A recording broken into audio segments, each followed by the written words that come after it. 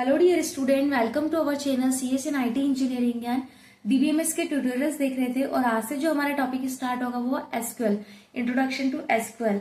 ठीक है, सो आपको पता है कि एसक्यूएल का यूज करके हम डेटाबेस में नया रिकॉर्ड्स को इंसर्ट, मॉडिफाई, रिट्राइव और डिलीट कर सकते हैं। तो आज के इस वीडियो में हम एसक्यूएल के बेसिक्स को समझेंगे इजी लैंग्वेज में, जो बिगिनर्स के लिए परफेक्ट है।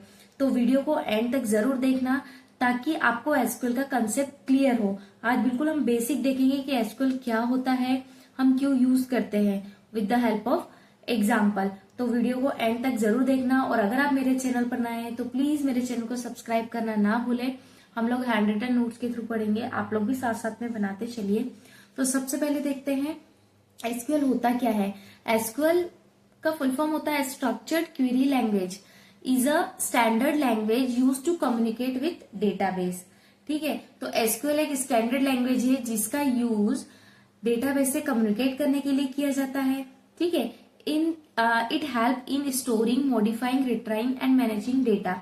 तो ये डेटा को स्टोर, मॉडिफाई, रिट्राइव और मैनेज करने में हेल्प करता है। ठीक है, जो एसक्यूएल रहता है वो क्या करता है, ये डेटा को स्टोर, मॉडिफाई, रिट्राइव और मैनेज करने में हेल्प करता है। और अब इधर देखो, यहाँ पर SQL became a standard of the American National Standard Institute ANSI in 1986 and of the International Organization for Standardization ISO in 1987। Means what?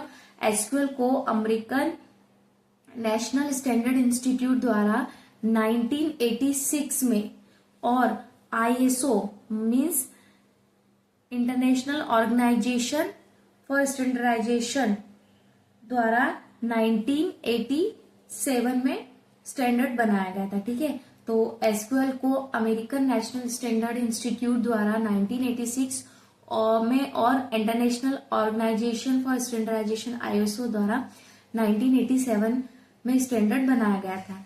ठीक है, तो हम यहाँ देखते हैं कि why do we use SQL. SQL का यूज क्यों करते हैं हम लोग, ये भी तो पता होना चाहिए ना। आपको ये पता होगा कि एसक्यूएल क्या होता है।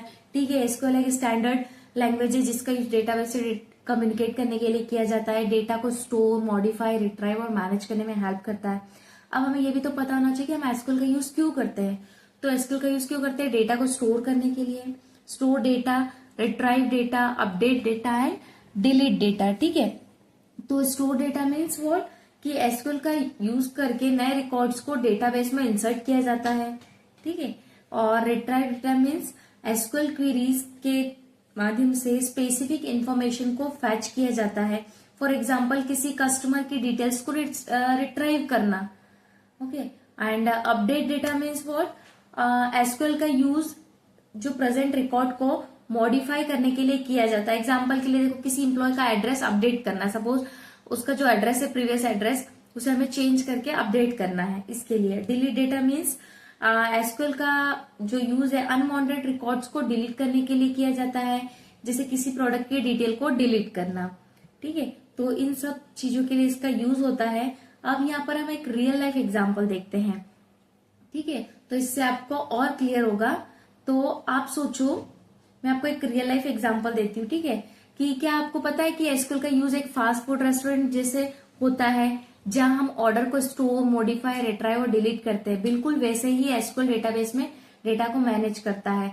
तो आप देखो, यहाँ पर मैं फूड रेस्टोरेंट का एग्जांपल देती हूँ।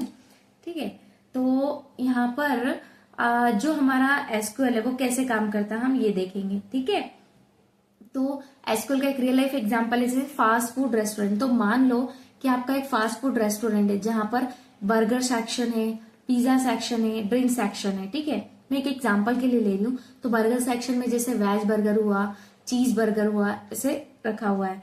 पिज्जा सेक्शन में आपका वेज पिज्जा है, ओके, पेपरोनी पिज्जा है एंड चीज पिज्जा है। ड्रिंक सेक्शन में सॉफ्ट ड्रिंक, जूस, शेक्स रखे हैं। तो अब एसक्यूएल काम कैसे करता है यहाँ पर, तो पहले ऑर्डर को स्टोर करना, जैसे कस्टमर ऑर्डर लिखना। जब कोई कस्टमर अपना ऑर्डर देता है तो आप उसका ऑर्डर लिख लेते हैं, आइटम नेम, क्वांटिटी और प्राइस के साथ में।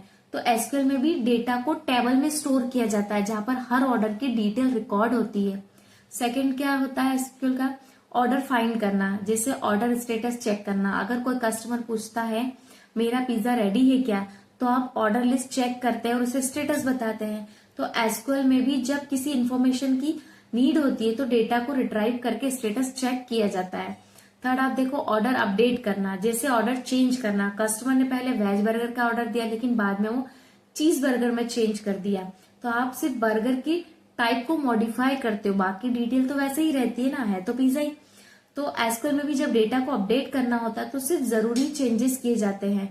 फिर नेक्स्ट देखो ऑर्डर कैंसिल करना, जैसे ऑर्डर रिमूव करना। अगर कस्टमर ने ऑर्डर कैंसिल कर दिया तो आप उस ऑर्डर को लिस्ट से हटा देते हैं। तो एसक्यूएल में भी अगर कोई डेटा अननेसेसरी हो जाए तो डिलीट कर दिया जाता है। नेक्स्ट देखो न्यू आइटम ऐड करना, जैसे मेन्यू में न्यू डिश को ऐड करना। आपने मेन्यू में नया आइटम जैसे गार्लिक ब्रेड जोड़ा ताकि फ्यूचर में कस्टमर उसे ऑर्डर कर सके, ठीक है। तो एसक्यूएल में जब कोई नया डेटा या आइटम जुड़ता है तो डेटाबेस में नया रिकॉर्ड इंसर्ट किया जाता है। तो एसक्यूएल रेस्टोरेंट की तरह ही काम करता है, आप ऑर्डर को स्टोर, मॉडिफाई, डिलीट और रिट्राइव करते हैं, ठीक वैसे ही जिससे एसक्यूएल डेटा को मैनेज करता है। तो एसक्यूएल से सारा डेटा सही तरीके से मैनेज होता है जिससे कस्टमर को फास्ट सर्विस मिलती है। आई होप आपको समझ में आया हो, ठीक है। तो अगर आप मेरे चैनल पर नए हैं तो प्लीज सब्सक्राइब करना ना भूलें और लाइक शेयर जरूर करें। और अगर आपको कोई डाउट हो तो कमेंट बॉक्स में कमेंट करें, मैं जरूर रिप्लाई करूंगी। मिलते हैं नेक्स्ट लेक्चर में, तब तक के लिए हैप्पी लर्निंग।